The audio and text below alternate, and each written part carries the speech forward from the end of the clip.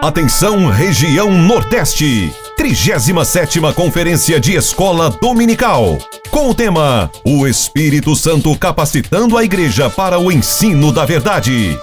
28 a 31 de agosto de 2024, no Centro de Cultura Cristã da Bahia. Aprenda com experientes nomes da área de ensino as melhores práticas de educação cristã. Pastor José Wellington Bezerra da Costa, Pastor José Wellington Costa Júnior, Pastor Valdomiro Pereira da Silva, Ronaldo Rodrigues de Souza, Pastor Ezequias Soares, Pastor Douglas Batista, Pastor Valmir Nascimento, Pastor Alexandre Coelho, Professora Joane Bentes, além de muitos outros pastores, educadores, psicólogos e pedagogos plenamente qualificados e com ampla experiência na área de ensino. Se atualize e eleve seu desempenho em sala de aula. Multiplique o conhecimento da Palavra de Deus e seja capacitado para exercer com excelência o ministério de ensino em sua igreja. Uma abordagem completa desde pastores e superintendentes, passando pela classe de adultos e até a educação infantil. E também ministrações para a educação com alunos especiais e a classe de discipulado. A escola dominical sendo tratada por inteiro. Serão 8 plenárias, 28 seminários, 14 workshops e diversas participações musicais. Inscreva-se pelo site coed.com.br/Salvador. Informações pelo telefone 21 2406 7352 ou pelo nosso WhatsApp 21 96452 2990. Monte sua caravana. Venha participar da 37ª Conferência de Escola Dominical, 28 a 31 de agosto de 2024, no Centro de Cultura Cristã da Bahia. Uma realização CGADB e CPAD.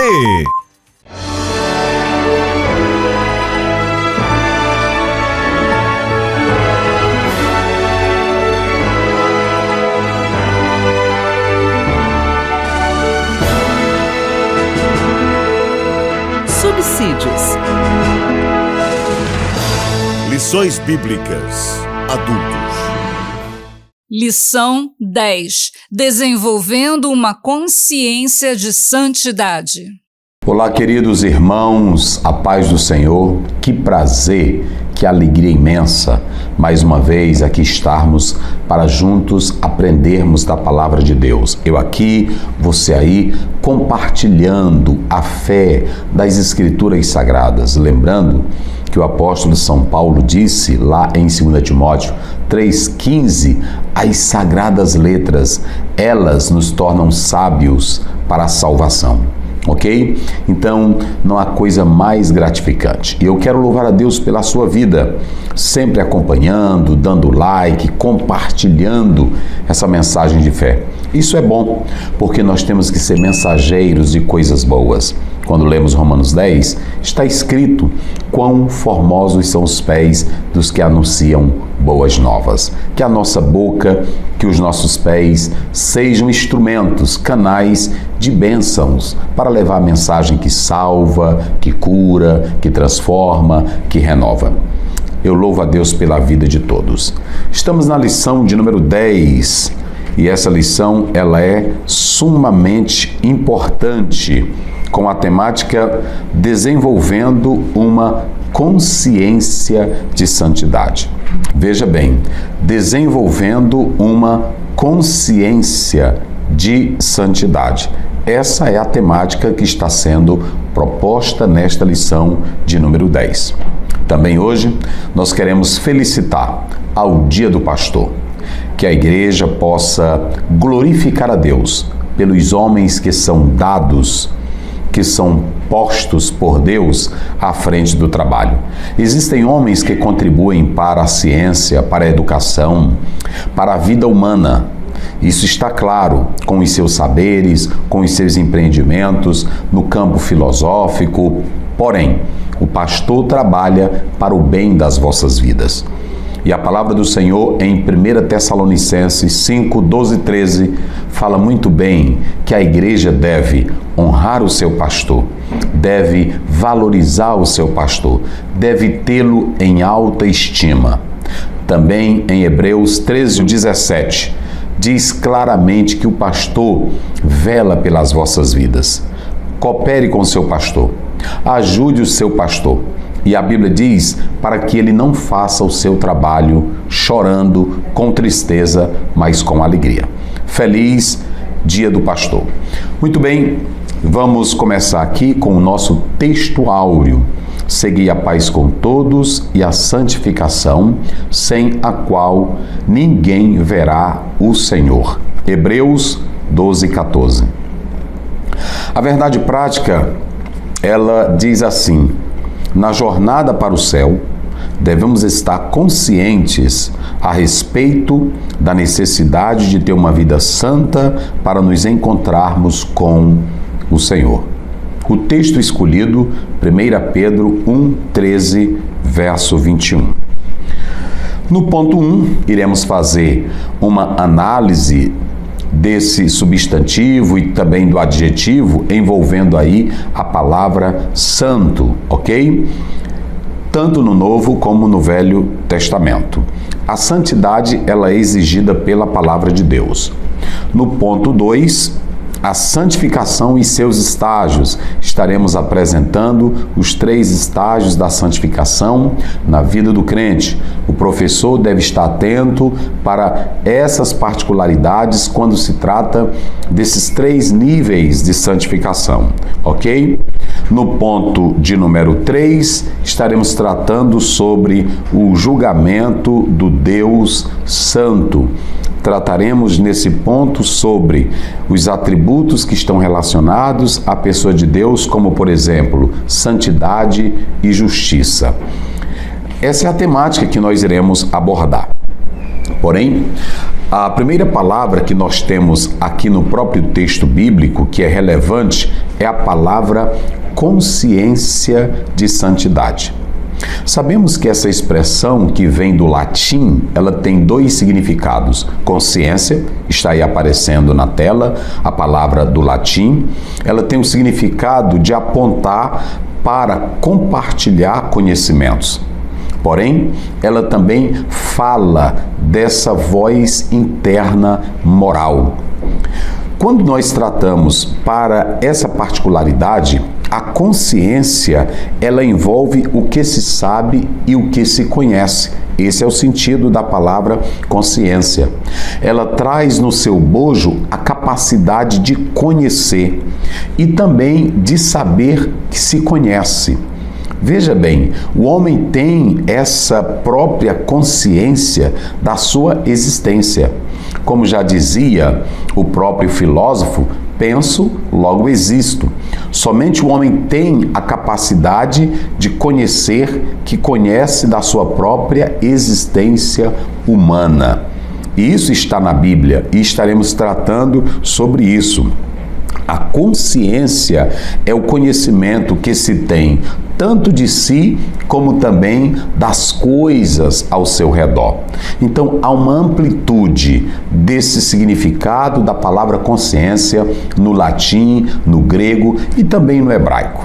Mas nós estaremos nos atrelando simplesmente a essa definição. É a capacidade que você tem de conhecer a si mesmo, como também as coisas ao seu redor.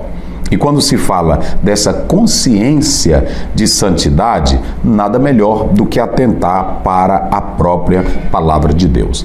Visto que, no momento em que o cristão aceita Jesus Cristo, acontece aquilo que é chamado de regeneração, novo nascimento. João 3, verso 3, verso 5, que vem de cima. E nesse caso, já se dispensa a justiça própria, a justiça pessoal, uma santidade pessoal própria. Em Efésios 2, 8, 9 está claro. Porque pela graça sois salvos mediante a fé, isto não vem de vós, é dom de Deus. A consciência de santidade, ela começa a brotar em nós quando nós aceitamos a Cristo. Isso envolve o chamado para viver a vida de fé, de comunhão com Deus e de santidade. Na verdade, é um estilo de vida. Santidade não é um programa de final de semana. Santidade não é algo compelido. Santidade não é produto pastoral. Santidade é um chamado para se viver à altura desse chamado, como Cristo é.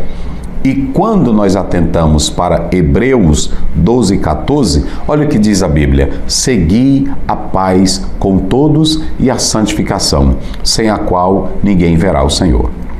Percebemos aqui que a santificação ela tem dois propósitos: nos separar do pecado. E qual é o alvo final da santificação? Nos levar à perfeição divina. Mateus 5:48, para sermos como o nosso Pai bondoso é. 1 João capítulo 3, verso 2 e 3, para sermos como Jesus é. Há um telos, há um propósito final nesse alvo da santificação. E isso está na própria palavra de Deus. Quando nós lemos Mateus capítulo 5, verso 14 até o 16, por meio da expressão sal e luz, compreende-se que Jesus está dando ênfase a essa santidade que deve estar presente em nossa vida. Então, queridos, nós fomos chamados para viver em santidade e dela o cristão deve refletir, pensar e entender e compreender que foi chamado para viver uma nova vida em Cristo e essa vida é de santidade, conforme está na própria palavra de Deus. E quando você lê Mateus 5:20, você vai compreender melhor a realidade desta santidade.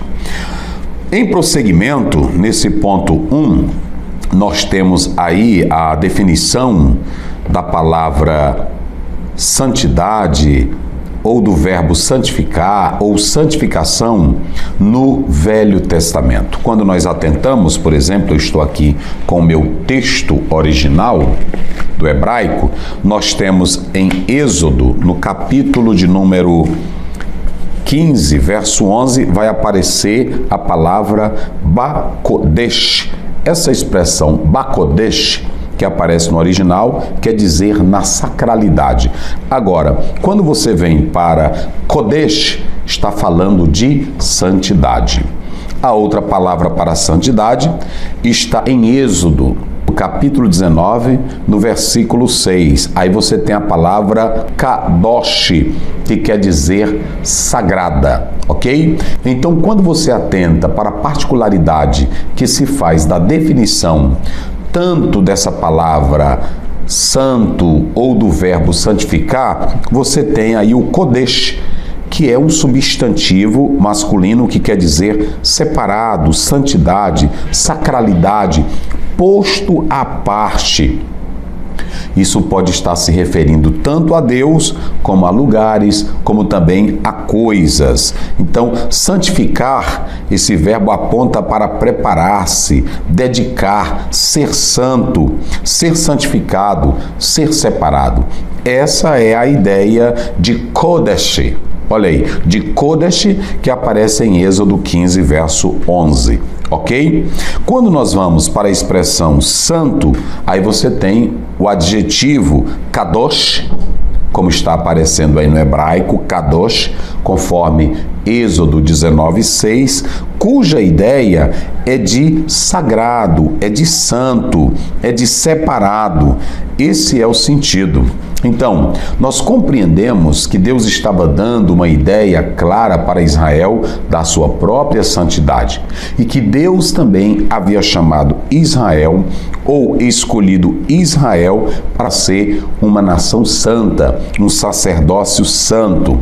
E quando você atenta para a forma verbal Kadesh ou Kadash, Então você tem essa forma verbal que quer dizer ser santo, santificar, que aparece 175 vezes no Antigo Testamento. A ideia aí é para um propósito específico.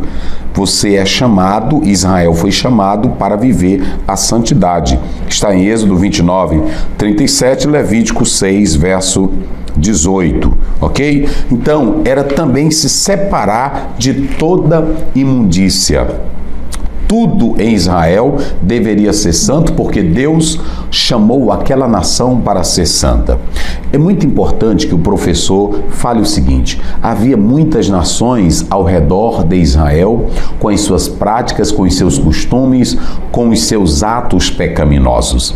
Porém, Israel teria que se manter como uma nação santa e, pelo seu viver em santidade, pelo seu proceder em santidade, poderia influenciar as outras nações, atraindo-as para Deus. De modo que todos os costumes praticados pelos povos da terra que não tinham santidade eram abomináveis aos olhos do Senhor. Não havia como a nação de Israel seguir tais comportamentos, porque era proibido, abominável aos olhos do Deus Todo-Poderoso, ok? Então nós podemos perceber que Israel, quando atende o chamado de Deus, já tinha que ter uma consciência da santidade de Deus. De modo que tudo que Deus queria de Israel tinha que ser santo. O templo tinha que ser santo, separado para Deus. A terra para a qual Israel estava sendo enviada, Canaã, agora teria que ser santa. O templo, santo. Os nazireus, santo. Os altares, santo. O óleo, santo. Tudo teria que ser santo, porque Deus, que estava chamando Israel, era santo. Então, nós podemos perceber que aí no grego nós temos a expressão original, santificar, que é a palavra hagios. Na verdade, aponta para santificar, traz a ideia de purificar, de ser santo, ok? Então você tem as duas conotações no Velho e no Novo Testamento.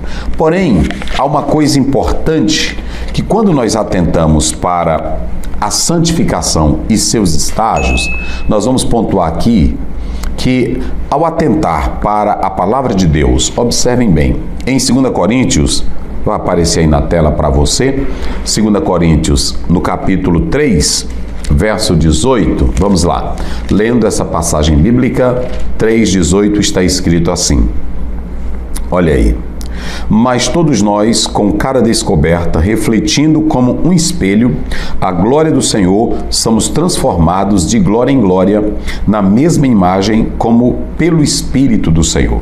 É muito importante, porque aqui você tem uma ideia do que seria santificar pelo uso do espelho. Naquela época, ele que na verdade era feito de metal, que era batido e também era polido, podemos perceber que o espelho, para se tornar um espelho agradável e útil, ele teria que receber diversas marteladas até que chegasse ao momento certo para ser usado. Ou seja, a perfeição do espelho se dava pelas marteladas que recebia. O que nós podemos compreender através dessa palavra? Nós temos aqui que o maior número de martelada e o polimento que se dava ao metal trazia um espelho, naquela época, importante para o seu uso. Nós podemos perceber aqui, semelhantemente, o cristão, ele tem Deus como artífice, Jesus como artífice.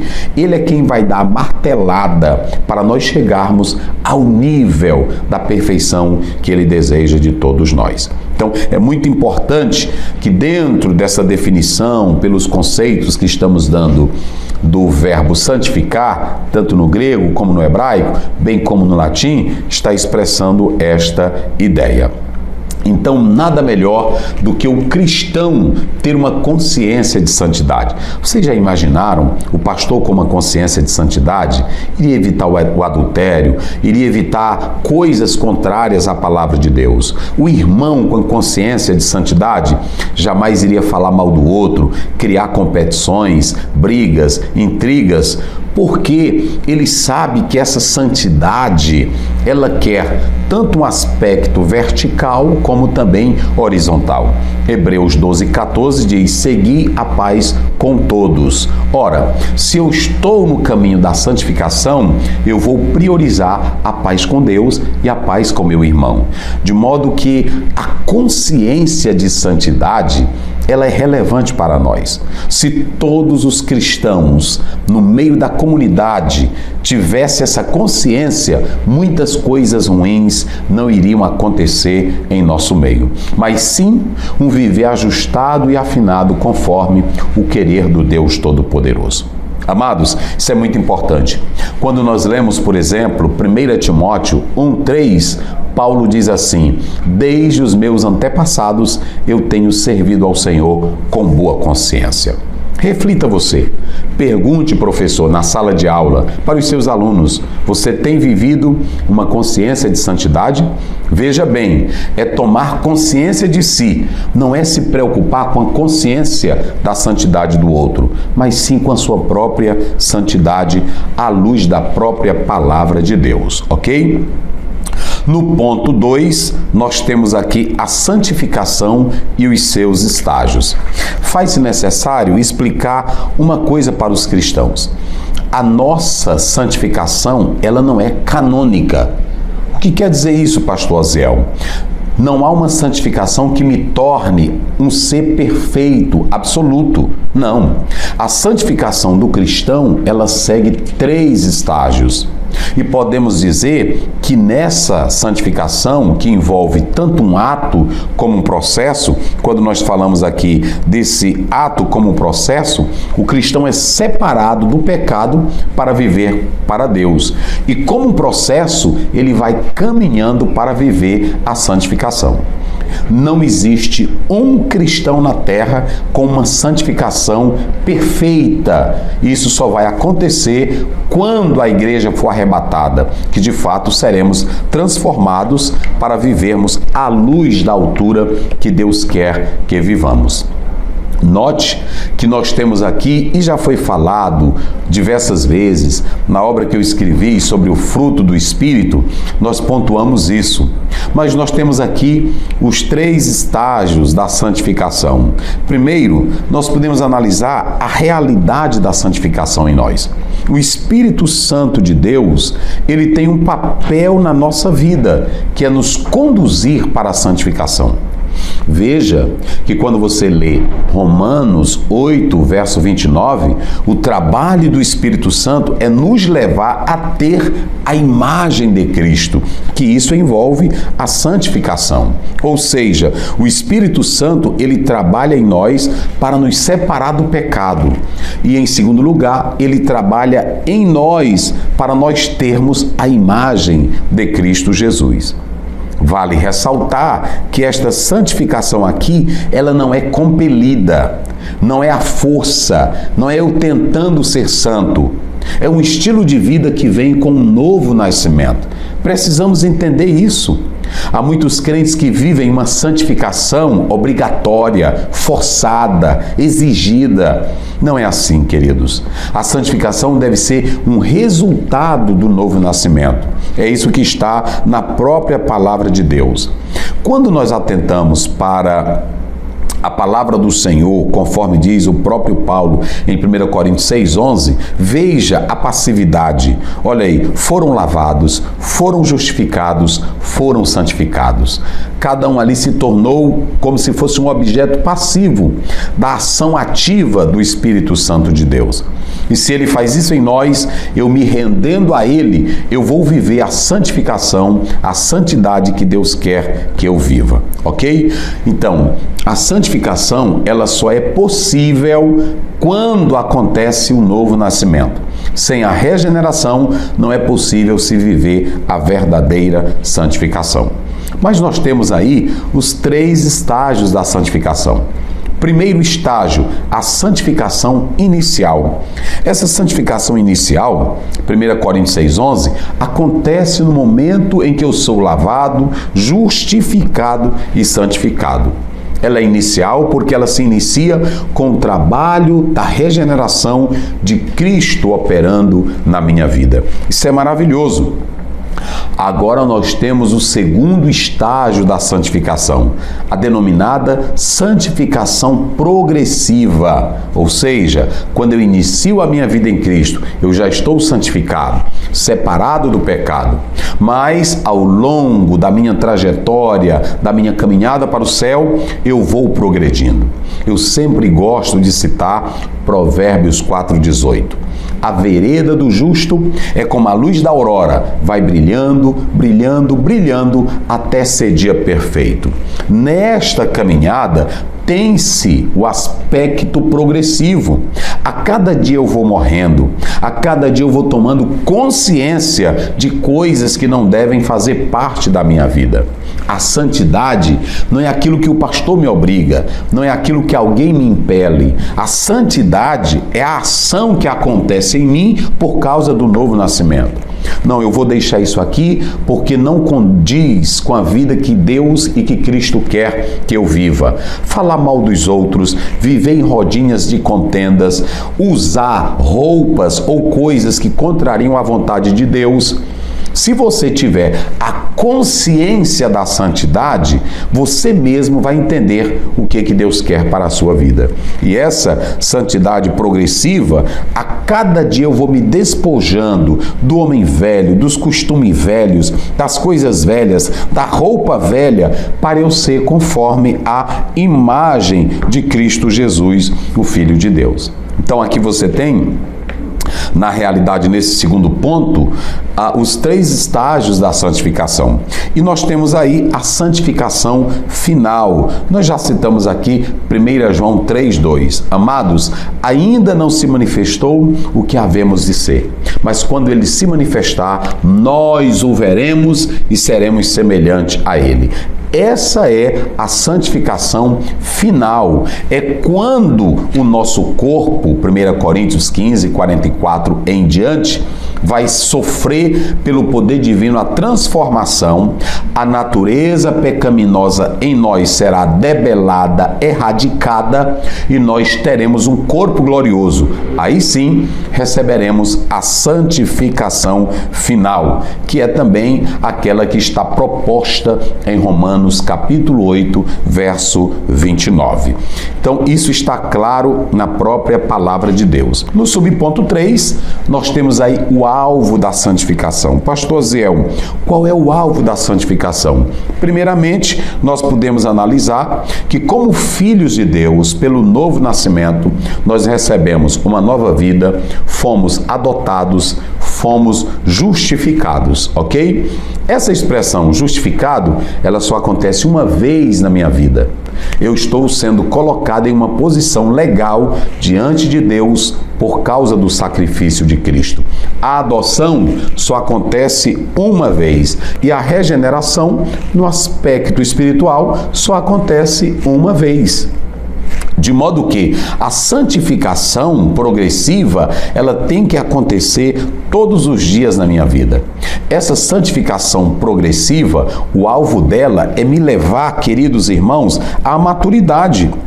A maturidade. A cada dia, a cada instante na minha vida, eu vou procurando ter um viver santo que agrade a Deus e que, na verdade, resplandeça perante esta sociedade pecaminosa.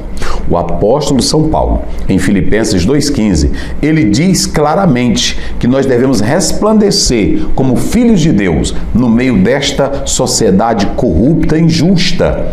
O mundo precisa ver em nós um comportamento diferente, uma vida diferente. Então, o primeiro propósito da santificação é me levar a esta maturidade espiritual. O segundo alvo da santificação, na verdade, nós podemos observar aqui, é a perfeição do cristão ao ajustamento do caráter de Cristo. Mateus 3,12, 1 Coríntios 3,12. Então, nós estamos caminhando para ser como Jesus é. Então, queridos irmãos, é muito importante atentar e viver nessa perspectiva bíblica da santidade. A consciência de santidade faz eu entender, faz eu compreender que eu já fui justificado, eu nasci de novo, eu fui adotado como filho, e isso é o fundamental para que, na verdade, eu siga obedecendo, eu siga em comunhão com meu irmão. Deu para entender agora? Não é aquela ideia de eu compelir, de eu me obrigar. Não, eu vou andar em santidade, sabe por quê? Veja que alguém diz assim, eita, mas é difícil ser santo. É não. Se você nasceu de novo e tem consciência que foi regenerado, que foi adotado como filho de Deus, que foi justificado, é a pavimentação na sua vida para você viver a santidade em sujeição, em obediência e em reverência a Deus. Por quê? Porque você já tem privilégios que foram dados pelo sacrifício de Cristo ao seu favor, em meu favor. É isso que está aqui na própria palavra de Deus. Então nós podemos viver a vida de santidade, como está lá em 2 Timóteo 1,7, sem temor. Porque Deus nos deu espírito, não de temor. Veja o que Paulo está dizendo. Eu posso viver a verdadeira santidade sem temor. Por fim, no terceiro ponto, nós temos aqui o julgamento do Deus Santo. Isso aqui é muito importante, queridos irmãos, porque quando nós atentamos para a própria palavra de Deus, e a teologia, ela revela nos atributos de Deus santidade e justiça. Nós servimos a um Deus que é santo. Por isso que nós entendemos aqui que Israel tinha a consciência que o seu Deus era santo. Por isso é assim, o Santo de Israel. O seu nome, lá em Isaías 57,15, é santo. E lá em Isaías 6,3, até os serafins cantavam, Santo, Santo, Santo é o Senhor dos exércitos. Israel tinha a consciência plena da santidade de Deus. O que é importante nisso? Quando eu tenho a consciência de que Deus é santo, eu vou procurar andar em santidade. Em 1 Pedro 1,15, 16 está lá, sede santos, porque eu, o Senhor, vosso Deus, sou santo. Levítico 19,2 tem a mesma temática. Então perceba que tudo de Deus era santo. Nós já falamos aqui o templo, as coisas, o óleo, a terra, mas também nós podemos analisar que a ideia de santidade estava no tabernáculo, no santo lugar e no santo dos santos. Tudo isso era para levar Israel a um padrão de vida de santidade. Ter a ideia de santidade de Deus, fazer com que Israel não adorasse outros deuses, não praticasse a idolatria, a feitiçaria e os pecados dos outros povos. Por quê? O padrão de santidade para Israel era Deus. Sede santos, porque eu, o Senhor, vosso Deus, sou santo. O nosso padrão de santidade não é o homem, não é o pastor Aziel, não são os teólogos. Todos nós somos falhos e fracos. O padrão da nossa santidade é Deus. E o próprio Senhor Jesus Cristo, ele disse isso claramente em João 13, verso 15. E lá em 1 João 1,7 diz que Deus é luz e não há nele treva nenhuma. Ou seja, Deus é santo. Tu queres ser santo, meu irmão?